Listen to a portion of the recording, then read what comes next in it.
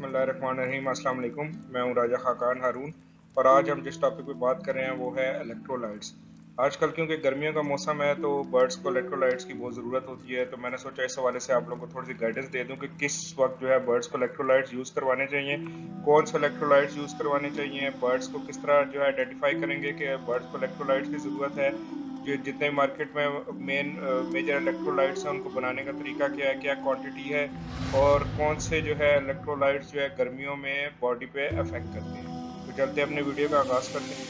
सबसे पहले मैं आपको बताता हूँ कि इलेक्ट्रोलाइट होता क्या है। बेसिकली जो एक बॉडी है ये सेल्स से बनी होती है। सेल के अंदर जो है वाटर कंटेंट होता है, तकरीबन 50 to 60% जो है कंटेंट जो है बॉडी में वो वाटर होता है। तो वाटर जो है उसके अंदर डिफरेंट टाइप के इलेक्ट्रोलाइट्स होते हैं, जिस तरह सोडियम हो गया, पोटाशियम, कैल्शियम, मैग्नीशियम, इसके अलावा क्लोराइड वगैरह और भी बहुत सारे इलेक्ट्रोलाइट्स होते हैं। बेसिकली इलेक्ट्रोलाइट का काम क्या होता है कि ये जिस्म के जो नॉर्मल मेन फंक्शंस हैं, केमिकल रिएक्शंस हो गए या मसल्स का काम, हार्ट का, ब्रेन का, नर्व्स का प्रॉपर फंक्शनिंग में ये हेल्प करती है। ठीक हो गया। इलेक्ट्रोलाइट जो है वो बॉडी में किस तरह आते हैं कि हम जो भी फूड इनटेक करते हैं या पानी पीते हैं उसमें से बॉडी जो है वो अपने रिक्वायर्ड इलेक्ट्रोलाइट जो है वो ऑब्टेन करती है, और एक्सेस जो इलेक्ट्रोलाइट्स है वो किडनी जो है एक्सक्रीट कर देती है थ्रू यूरिन, या जो है स्वेट ग्लैंड्स के थ्रू भी इलेक्ट्रोलाइट बॉडी से एक्सक्रीट हो जाती है। अच्छा, आप लोगों को पहले मैं ये बताता हूँ कि बर्ड जो है अपना गर्मियों में बॉडी टेम्परेचर मेंटेन कैसे करते हैं। क्योंकि आप लोगों को पता है कि कुदरत ने बर्ड्स में जो है वो स्वेट ग्लैंड्स नहीं रखे, इनको पसीना नहीं आता, तो इसको और बहुत से तरीके दिए हैं कुदरत ने ताकि ये अपने बॉडी का टेम्परेचर मेंटेन कर सके। सबसे पहला तरीका तो ये है कि बर्ड जो है वो तेज सांस लेना शुरू करते हैं, जिससे जो है ये बॉडी के अंदर जितनी हीट होती है इसको बाहर एनवायरनमेंट में एक्सक्रीट करते हैं। दूसरा तरीका ये है कि बर्ड में जहाँ जहाँ पे फैदर नहीं है, जिस तरह पाँव हो गए, पंजे हो गए, लेग्स हो गए या फेस हो गया, ये जो है ये एरियाज भी जो है बर्ड की हीट लॉस में हेल्प करते हैं। तीसरा तरीका ये है कि जब बर्ड हाँफ रहा होता है तो आपने देखा होगा कि जब शदीद गर्मी होती है बर्ड हाँफना शुरू कर देता है। ठीक है। तो वो उस केस में भी जो है अपने जिस्म से हीट जो है वो बाहर एनवायरनमेंट में एक्सक्रीट कर रहा होता है। बाज़ों का जो है बर्ड जो है वो फैदर गिरा के भी पर्च पे बैठ जाते हैं, और उस केस में भी जो है वो फैदर जब खोलते हैं तो उसकी वजह ये होती है कि वो अपने जिस्म से जो है वो हीट जो है निकाल रहे होते हैं। पांचवा तरीका ये है कि बाज़ औक़ात बर्ड जो है वो खुद शावर लेते हैं, अपने आप अपने फैदर्स वगैरह गीले करते हैं ताकि जो है वो अपनी बॉडी से का जो है टेम्परेचर है उसको कम कर सके। अच्छा, बर्ड्स में जो है वो टेम्परेचर एक्सीड करने के रीज़न क्या है? बर्ड्स ओवर हीट जो होते हैं उसकी कुछ एक रीज़न है जो मैंने यहाँ पे आइडेंटिफाई किए। सबसे पहले रीज़न तो ये है कि आपने एक ही केज में बहुत ज़्यादा रश किया हुआ है, बहुत ज़्यादा अपने बर्ड जो है वो एक केज में, एक छोटे केज का साइज़ कम है और उसमें बर्ड ज़्यादा हैं, जिसकी वजह से साथ साथ रहने की वजह से जो है वो बर्ड केज में गर्मी पैदा होती है, जिसकी वजह से बर्ड्स भी ओवर हीट होने शुरू हो जाते हैं। दूसरी मेन रीज़न ये है कि जो हम बर्ड्स को जो है बहुत ज़्यादा प्रोटीन डाइट देते हैं या फैटी डाइट देते हैं, जिसकी वजह से बर्ड ओवरवेट हो जाते हैं या मोटे हो जाते हैं, उनको भी जो है ज़रूरत से ज़्यादा जो है वो हीट फील होती है और वो ओवर हीट होना शुरू हो जाती है। तीसरी मेन कॉज ये है कि हम जो ओवर सप्लीमेंटेशन करते हैं उनको जो है अच्छी जो है ज़्यादा ब्रीड करने की लालच में जो है हम उनको मल्टीविटामिन्स ठोक के देते हैं, उससे भी जो है बर्ड के अंदर गर्मी पैदा हो जाती है और वो ओवर हीट होना शुरू हो जाता है। चौथा प्रॉब्लम ये है कि जो आपने जिस रूम में बर्ड्स को रखा है वहाँ पे वेंटिलेशन प्रॉपर नहीं है, कमरे में हब्स हो जाती है गर्मियों में, जिसकी वजह से जो है बर्ड ओवर हीट होना शुरू हो जाते हैं। और फिफ्थ रीज़न ये है कि जो जहाँ पे आपने केजेस रखे हैं वहाँ पे डायरेक्ट सनलाइट पड़ रही है, कोई शेड वगैरह नहीं है, जिसकी वजह से कि बर्ड जो है वो ओवर हीट हो। अच्छा, अब मैं आपको बताता हूँ कि बर्ड्स जब ओवर हीट होते हैं तो उसमें किन किन किस किस्म के सिम्टम्स आते हैं जिससे हम अंदाज़ा लगा सकते हैं कि बर्ड्स को जो है गर्मी लग रही है। सबसे पहला रीज़न तो ये है कि बर्ड जो है पर्च पे बैठा होता है तो अपने विंग्स गिरा के बैठ जाता है, खोल लेता है, ताकि जो है वो अपनी बॉडी का जितना हीट है उसको बाहर डिस्पर्स कर सके और अपने आप को ठंडा कर सके।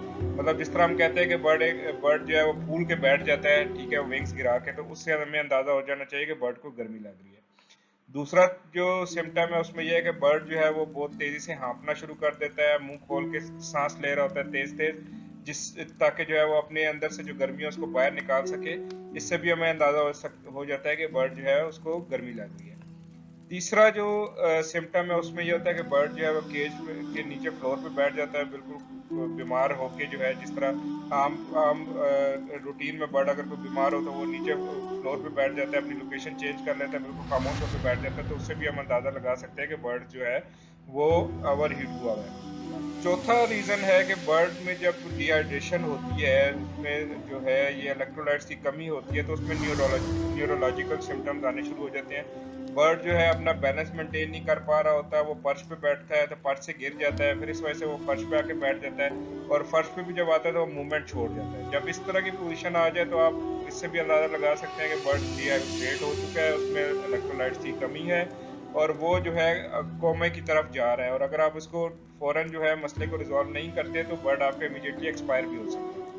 पांचवा रीज़न ये है कि जब भी अगर कोई बर्ड को किसी किस्म की कोई बीमारी हो, लाइक मोशन है, डायरिया है, वॉमिटिंग है, या और इस तरह का कोई इशू है, तो उस केस में भी आपने जो है as a first aid bird को मेडिकेशन के साथ साथ इलेक्ट्रोलाइट ज़रूर देने हैं, क्योंकि बड़ा एक्सेस अमाउंट में जो है बॉडी से एक्सक्रीट हो रहा होता है इलेक्ट्रोलाइट्स। तो जब तक आप ये रिप्लेनिश नहीं करेंगे बर्ड जो है वो स्लो रहेगा। सिक्स जो रीज़न है उसमें यह है कि बर्ड की एक्टिविटी कम हो जाती है, जिस तरह नॉर्मली वो एक्टिव होता है उस तरह एक्टिव नहीं रहता। सेवन्थ जो सिम्टम है उसमें यह है कि बर्ड जो स्ट्रेस में चला जाता है, और जब स्ट्रेस में जाता है तो डेफिनेटली बर्ड जो है वो एक्सपायर की तरफ जाना शुरू हो जाता है। और एट्थ जो सिम्टम है उसमें यह है कि बर्ड जो है वो सर गिरा के बैठ जाता है और वो न्यूरोलॉजिकल जो है स्ट्रेस में आ जाता है। अच्छा, जब भी आपके पास इस तरह की कंडीशन आए, आपने बर्ड को इमीडिएटली जो है ये फर्स्ट एड आपने प्रोवाइड करना है। उसमें करना क्या, आपने सबसे पहले आपने बर्ड को जो है डायरेक्टली इलेक्ट्रोलाइट प्रोवाइड करें। अगर आप डायरेक्टली आपको इलेक्ट्रोलाइट बर्ड को पिलाने में कोई दुश्वारी होती है तो आप उसको हैंड फीड में मिक्स करके 1 सीसी या 2 सीसी हैंड फीड बना के उसमें 3-4 कतरे इलेक्ट्रोलाइट के डाल के बर्ड को फर्स्ट एड के तौर पे फ़ौरन पिलाएं। इसकी वजह यह है कि जब बर्ड स्ट्रेस में आता है या इस पोजीशन में डिहाइड्रेट होता है तो वो खाना पीना भी डेफिनेटली छोड़ देता है, तो उसको हैंड फीड की भी ज़रूरत होती है। तो रिकमेंडेड यही है कि ये हैंड फीड में डाल के 2-3 ड्रॉप्स जो है बर्ड्स को पिलाएं। फिर उसके बाद जो है आपने अगर बहुत ज़्यादा गर्मी है तो आपने बर्ड को कभी भी शावर नहीं करना फ़ौरन, उससे जो है बर्ड शॉक में चला जाएगा और इमीडिएटली एक्सपायर हो जाएगा। आपने बर्ड को का टेम्परेचर कूल डाउन करने के लिए उसके फीट्स पे या पंजों पे जो है नॉर्मल जो टेम्परेचर का पानी है उसको आहिस्ता आहिस्ता डालें, ताकि बर्ड का जो टेम्परेचर है बॉडी का वो गर्मी से नॉर्मल होना शुरू हो जाए। जिस तरह इंसानों को जो है बुखार चढ़ता है तो हम ठंडी पट्टियाँ लगाते हैं, इसी तरह नॉर्मल टेम्परेचर के पानी से बर्ड के फीड्स को जो है आहिस्ता आहिस्ता वो रिंस करें ताकि जो है उसका टेम्परेचर नॉर्मलाइज हो। फिर उसके बाद जो है बर्ड को किसी नॉर्मल टेम्परेचर वाली जगह पे प्लेस करें ताकि जो है वो अपने जो है स्ट्रेस से बाहर आए और अपनी जो है नॉर्मल कंडीशन में आ जाए। बर्ड को कभी भी ऐसी जगह पे नहीं रखना जहाँ पे जो है बर्ड को डायरेक्ट ठंडी हवा लग रही हो, बिल्कुल नॉर्मल रूम टेम्परेचर में रखें। एसी या कूलर की हवा के सामने नहीं रखना, नहीं तो बर्ड एक्सपायर हो जाएगा। अच्छा, ये कुछ डिफरेंट टाइप्स हैं इलेक्ट्रोलाइट्स के, जिस तरह ये पीडियाश्योर, ग्रोफोर्ट, स्पार्क हो गया, सीविड फोर्ड हो गया, साइमन, विटामिन एंड इलेक्ट्रोलाइट हो गया, रिप्लेनिश और साइमोस्ट्रेस वगैरह। इसका आगे जाके मैं आपको बता भी देता हूँ कि इसको यूज़ किस तरह करना है, किस तरह बनाना है आपने। अच्छा, एक चीज़ और मैं आप लोगों को बताता चलूँ कि बहुत सारे लोग जो है रिक्वायरमेंट नहीं भी होती है तो वो इलेक्ट्रोलाइट्स, क्योंकि जी गर्मी का मौसम आ गया तो इलेक्ट्रोलाइट्स हमने देने ही देने हैं, ऐसा बिल्कुल नहीं है। अगर आपकी एवरी का टेम्परेचर 25-20 पे मेंटेन्ड है तो आप जो है बाहर चाहे 50 टेम्परेचर हो, बर्ड को इलेक्ट्रोलाइट की ज़रूरत नहीं है। इलेक्ट्रोलाइट जब आपने बर्ड को देना है तो उसका मैंने आपको पीछे सिम्टम्स भी बता दिए हैं कि जब आपको लगे कि उस कंडीशन में बर्ड जा रहा है तो आप उसको डेली बेसिस पे इलेक्ट्रोलाइट देना शुरू कर दें। अच्छा, एक चीज़ मैं और आपको बताता चलूँ कि इलेक्ट्रोलाइट्स बहुत सारी किस्म के होते हैं। लाइक आपके पास, जिस तरह मैंने स्टार्ट में जो मेरी इंट्रोडक्शन वाली स्लाइड है उसमें आपने देखा होगा, मैंने एक पिक्चर बनाई जिसमें सोडियम, पोटाशियम, कैल्शियम, क्लोराइड और मैग्नीशियम, बाइकार्बोनेट, इस तरह और भी बहुत से इलेक्ट्रोलाइट्स होते हैं। लेकिन जिस इलेक्ट्रोलाइट का सबसे ज़्यादा इम्पैक्ट होता है ड्यूरिंग समर सीजन वो है सोडियम पोटाशियम, ठीक है। और इसकी क्वांटिटी बॉडी में चेंज होने की वजह से बहुत सारे इफेक्ट्स आते हैं, जिस तरह आपको मैंने बताया न्यूरोलॉजिकल स्ट्रेस आ जाता है, ठीक है। नर्व्स वगैरह प्रॉपर काम नहीं कर रही होती, मसल नहीं काम कर रहे होते, ठीक है। तो ये और इनकी क्वांटिटी बढ़ने से भी जो है इसके साइड इफेक्ट्स हैं, ठीक है। तो आपने ये ऐसा नहीं है कि अगर टेम्परेचर आपका नॉर्मल है 25-30 के दरमियान टेम्परेचर है, बर्ड बिल्कुल एक्टिव है, हेल्दी है, आप तो और आप इलेक्ट्रोलाइट देने शुरू कर दें तो एक्सेस ऑफ इलेक्ट्रोलाइट से भी जो है काफ़ी स्वेयर किस्म के इम्प्लीकेशंस आती है और बर्ड एक्सपायर हो जाता है। तो ये चीज़ आपने ज़रूर ध्यान में रखनी है। एक चीज़ और मैं आपको बताता चलूँ कि अगर आप बिल्कुल इसमें से कोई भी चीज़ यूज़ करना नहीं चाहते तो कोई इशू नहीं है, आप बिल्कुल मत करें, आप घर में भी इलेक्ट्रोलाइट बना सकते हैं। उसका मैं आपको तरीका बता देता हूँ। आपने क्या करना है कि 1 लीटर पानी लेना है, उसको बॉयल करना है, उसके अंदर हाफ टी स्पून जो है नमक का डालें, 3 चम्मच जो है चीनी के डालें और 1 लेमन डाल दें। जो है उस विटामिन सी की वजह से जो है जो स्ट्रेस फैक्टर है बर्ड का वो भी रिमूव हो जाएगा। तो ये 3-4 चीज़ें डाल के आप इसको बनाएं और ये बर्ड को आप पिला दें। जो है इसके पानी की जगह आप ये यूज़ करें तो इंशाल्लाह आपको जो है और किसी किस्म के इलेक्ट्रोलाइट की ज़रूरत नहीं पड़ेगी। बाकी अगर आप जो है मार्केट से इलेक्ट्रोलाइट लेना चाहते हैं तो वो भी आपको मैं बता देता हूँ। आप ओआरएस जो नॉर्मल मिलता है वो ओआरएस आप 1 पैकेट ले लें। उसको जो है 2 लीटर पानी में 1 पैकेट को मिक्स करें और वो बर्ड्स को आप पिला दें। इसी तरह सीविड फोर्ट है, ये इसकी क्वांटिटी जो है 1 ml जो है आपने लेना और इसको 1 लीटर पानी में आपने मिक्स करके बर्ड्स को देना है। इसी तरह एक और इलेक्ट्रोलाइट आता है मार्केट में, साइमन विटामिन एंड इलेक्ट्रोलाइट्स के नाम से। इसको भी आपने 1 ग्राम को 2 लीटर पानी में इस्तेमाल करना है। ठीक हो गया। फिर इसी तरह एक और आता है ग्रो फोर्ट के नाम से, ये आपने 1 ग्राम को 1 लीटर पानी में इस्तेमाल करना है। फिर जो है आपके पास फिफ्थ है वो रिप्लेनिश है, इसमें 1 ग्राम को 10 लीटर पानी में जो है आपने इस्तेमाल करना है।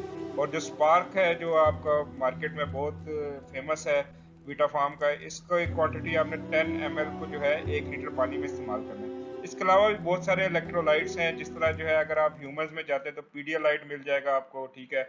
और जो है इसमें अगर पोल्ट्री में जाते हैं तो साइमन स्ट्रेस वगैरह मिल जाएगा आपको। मतलब बहुत सारे और भी जाने माने जो है इलेक्ट्रोलाइट्स आपको मिल जाएंगे। तो ये कुछ मेजर जो है इजीली अवेलेबल होते हैं मार्केट में, उनके हवाले से मैंने आप लोगों को बता दिए।